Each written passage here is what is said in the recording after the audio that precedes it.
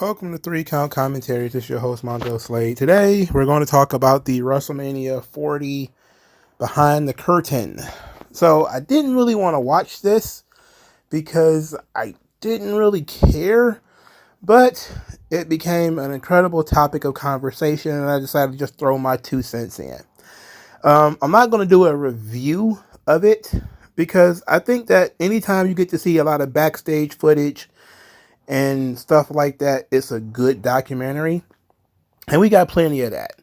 So it was, of course, very well produced considering it's WWE's production team. It was great, and essentially the documentary was just telling the story of how we got to the main events of WrestleMania 40. So I walked away with 3 main thoughts. 1, The Rock was politicking and Triple H was just going along with it. 2, The Rock and Cody had their own plan that they were trying to execute that The Rock interfered with. And 3, you can tell that Roman Reigns mentally checked out of this whole thing early. Okay. Let's start with that third one. Roman seemed excited at the idea of Roman versus Rock at WrestleMania.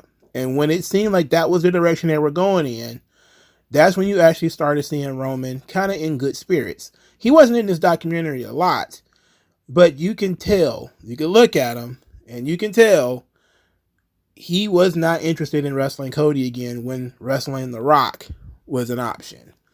And his words in the documentary, where he said it's very cool to be able to deliver to the fans something that you've been teasing. He wanted to wrestle The Rock, and you can tell that he wanted to wrestle The Rock. So it seems like Roman Reigns, once, everybody seems to be able to get what they want except him, he kind of checked out and it was like, oh, well, whatever. I'm just going to do my job and call it a day. Now, the other 2 points is a little bit more interesting. In paying attention to the documentary, The Rock gives this incredible timeline about when they started talking about the WrestleMania main event. They started talking about it in 2021. He even had clips to show that they built it up on Young Rock, and then the acquisition and the merger and all this kind of stuff happened, which of course then he became on the board of directors. But that all needs to be said because when The Rock is talking about changing anything in this story, he always says, I called Nick and I called Ari. Nick Khan is his friend.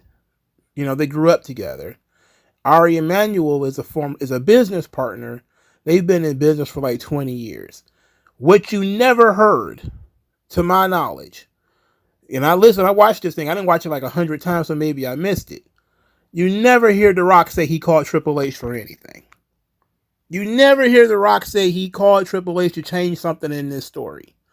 The Rock always says, when he was talking about wrestling Roman Reigns, he was talking to Nick Khan. So that means he was talking to Triple H's boss. He was not going through Triple H. All right? The idea is The Rock has some level of creative control or just privilege, and he was executing and operating on that privilege. He was not calling Triple H to change anything. Even when he was changing his entrance, he was walking through his entrance and Triple H was just watching. And Triple H was standing there for like 5 or 6 seconds before The Rock even noticed he was there. Those guys obviously still have something in between them. Yeah, you saw the little tender moments when The Rock got to hold the Backlund belt and they were, shaking hands and all that kind of stuff. And they hugged. Oh, it's so good to be doing this stuff with you. But whenever you hear The Rock start talking about creative, he's always talking to Nick and Ari. He's not talking to Triple H. So that should tell you right there what's going on. The Rock is on the outside looking in, and he's got a bit of an ego. He's like, oh, this will be the biggest WrestleMania main event of all time, and I'm the greatest. The final boss is the greatest heel of all time. And he keeps saying, you don't tell me what to do. You don't tell what the final boss what to do. That's all, if I want to be a conspiracy theorist, I would say The Rock is telling Triple H by creating the final boss character that I don't take orders from you. I say what I want to say. I do what I want to do. I don't take orders from Triple H. And that was pretty clear, at least to me, in watching this documentary. Now, on the other side, you got Triple H and Cody. Cody still being sympathetic babyface throughout this entire thing. But Triple H gives his version of events. His version of events is that the idea was to do Roman and Rock, but he still had Cody Rhodes win the Royal Rumble. Now, he flip-flops on this because he says that back in January, when The Rock teased wrestling Roman Reigns, he looked at the reaction and said, okay, we're going with that. But up to that point, he had already penciled in the rematch. So this is Triple H being batted back and forth by all these politicians. He's trying to listen to the audience, but he's also trying to listen to The Rock. He's also trying to listen to Roman. He's also trying to listen to Cody. And throughout the entire documentary, he's saying, I think the best ideas are things that come from everyone. Like everyone pitch in, like a potluck. Like a luck of ideas, like a banquet of ideas, and everybody brings something. Everybody bring a plate. It's like, okay, we get it. But your plan, before The Rock got involved and started doing his own thing, was Roman, Cody, 2. That was your plan. And then The Rock made a phone call, and was saying basically, I wanted to wrestle Roman at WrestleMania 39, but it didn't work. Timing issues, whatever, they were selling the company, a bunch of other stuff happened. So I want to wrestle Roman Reigns at WrestleMania 40. We've been building this thing up since 2021. We've been discussing it. We were having conversations. We talked about it on Young Rock. This is what we want to do. Triple H basically just was like, well, Cody's going to win the Royal Rumble, so it's an opportunity to do something different. Keep them guessing. It's like, it was really weird because they didn't show any footage of Brian Gewirtz, who had did interviews talking about Triple H putting Cody over in the Royal Rumble. Now, the weird thing is, Triple H talks about the other creative decisions. He had to change creative because CM Punk got hurt. Because the plan was for CM Punk and CM Punk and Seth Rollins at WrestleMania. So now he has to change the entire WrestleMania main event scene because Punk can't wrestle. And now The Rock wants in, even though he knew The Rock wanted in. So then Triple H buckled under the pressure of Nick Khan, The Rock, and Ari Emanuel and penciled in Roman Rock for WrestleMania 40. He buckled under the pressure. Cody's just going to be ass out. Too bad, Cody. And then the crowd, explodes. The Cody crybabies. Everyone acts up. And now they have to try to find a way to get Cody back to the main event. And The Rock tries to babyface himself in this whole thing, saying, "Oh, we could just truck through this, and the choice was mine. We could just truck through this and put on the greatest main event of all time, and the majority of the world would love it. But that small section of the audience, they would be so upset, and I don't want that small section of the audience upset." And I just think, like, man, The Rock is full of shit. He's full of shit. Triple H is full of shit. Cody is full of shit. All right? These people are screwing around our tribal chief. Roman Reigns, all he want to do is wrestle The Rock, man. You can look at it in the shine in his eye when he was going to wrestle The Rock. And that shine went away when he had to wrestle Cody again. You could just look at him and tell. It was clear that Triple H was working one angle. The Rock was working another. When the audience sided with Triple H, then The Rock decided to split the baby and say, okay, how about we do the tag match? And I'll turn heel and I'll do all this stuff. But even in doing that, he pitched his ideas to Nick Khan and Ari Emanuel. He was not pitching those ideas to Triple H. Triple H likely had very little to do with The Rock being at WrestleMania, having anything to do with WrestleMania. Triple H had a plan. His plan blew up when CM Punk got hurt. And then he decided, okay, The Rock is going to bail us out. I can use that. And then the crowd grumbled. And then he was like, well, now I have to go back to my original plan. And Cody would have been asked out if the crowd had gone the way that they should have and Rock and Roman was going to happen and Punk had not gotten hurt. Cody would have won the Royal Rumble because Triple H felt like if he didn't win, he would have been damaged, which is silly. But the idea being he would have won the Royal Rumble and still not wrestled at WrestleMania. They'd had to find a way and a reason for him not to do that. So this goes to show that The Rock had his own personal writer, Brian Gerwitz, of course, and they were involved with the creative early. Again, January 2024, before the Royal Rumble, The Rock drops that should I sit at the head of the table line to test the waters about whether the fans want Cody or the fans are excited for Rock and Roman. This happened on a show Triple H was looking at.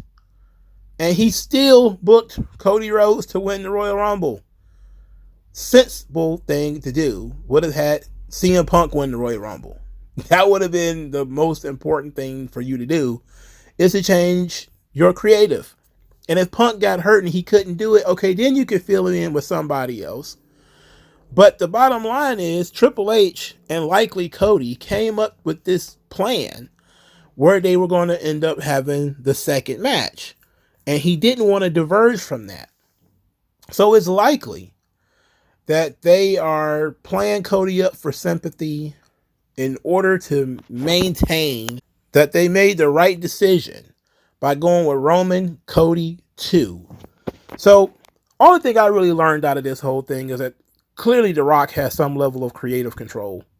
And he pitches his ideas directly to Nick Khan and Ari Emanuel. He probably doesn't even be bothered with Triple H.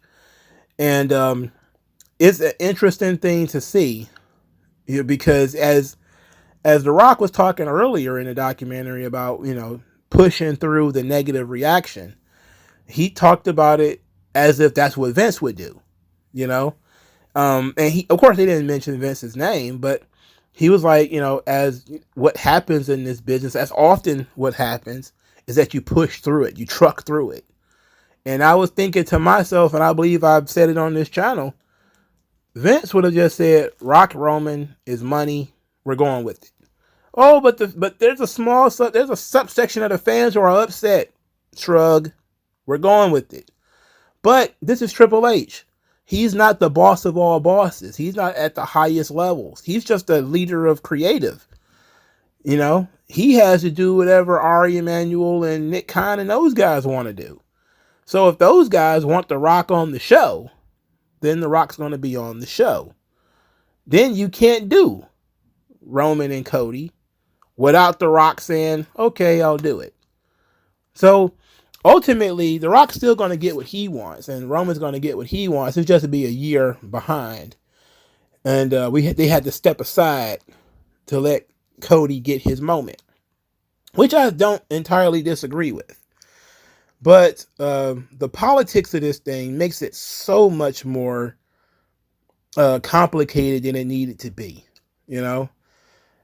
And The Rock laying down a roadmap, his roadmap on the path to WrestleMania, shows and tells me that he's very insecure about people thinking that he came in and changed everything.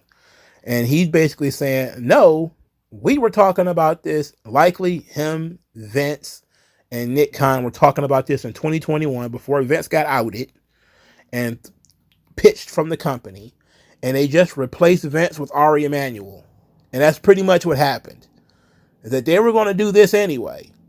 But then you got Triple H, and he's pushing buttons and twisting levers and putting people over and doing stuff. And I don't think The Rock had any intention of ever being in a ring with Seth Rollins.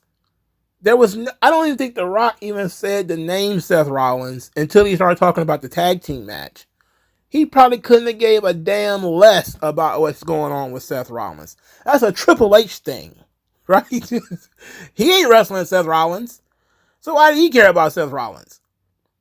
So we're looking at The Rock maybe having some Hulk Hogan duties in WWE now, which he's earned, as a huge star. He owns his own intellectual property and all this kind of stuff. But, Triple H is still the head of creative. So you can't throw everything Triple H wants to do out. You just can't do it. He has to think about not just this WrestleMania, but the events afterwards. While The Rock is mostly thinking about what he wants to do right now. And if we're being honest, how this could rehab his Hollywood image. He really needed WrestleMania to be huge to really boost up his sagging Hollywood stardom, because his last couple of movies have bombed. And people are not looking at The Rock like he's the most famous celebrity in the world anymore, And even now, he's been known mostly as a liar, which is why when he was telling his version of events, I was smiling so hard because everybody is talking about how The Rock is a big old liar now. Like he's basically like Hulk Hogan 2.0. But showing clips of, him talking about wanting to wrestle Roman Reigns in 2021 and bringing it up again in 2022 and bringing it up again in 2023 and bringing it up again in 2024, it gives some level of credence to what he's saying. But at the same time, he was on the outside. He was doing other things. The company was building around a star, and that being Cody Rhodes from 22 to 24. And it was about time to give Cody his moment. Sure, you can say, well, that's the company's problem. They should have gave the belt to Cody at, 39. But, that's neither here nor there. But that's what I took from it. That, one, The Rock mostly talks to Nick Khan and Ari Emanuel about stuff that he's going to do on television. And he pretty much gives the thumbs up from them, and then he goes out there and does it. He just kind of tells Triple H what he's going to do, and that's it. He doesn't really seem to work well with Triple H. 2, Triple H and Cody had their own agenda, and that was pretty clear from the beginning. They were trying to stick to the plan that they had set probably in 2023 when Cody lost to Roman the first time. And the third thing is you could tell mentally Roman Reigns was like out, threw his hands up when The Rock was not going to make it and they weren't going to be able to do the Rock Roman match, that he was just kind of like, whatever. But at least now at 41, there's no good reason why you can't have Roman and Rock. So we're all going to get what we want eventually, just a year behind. Let me know what you guys thought of the documentary. Like, share, subscribe. I'll talk to you guys later. Peace out. MagMongoSlade. Best house I ever drew, Daddy.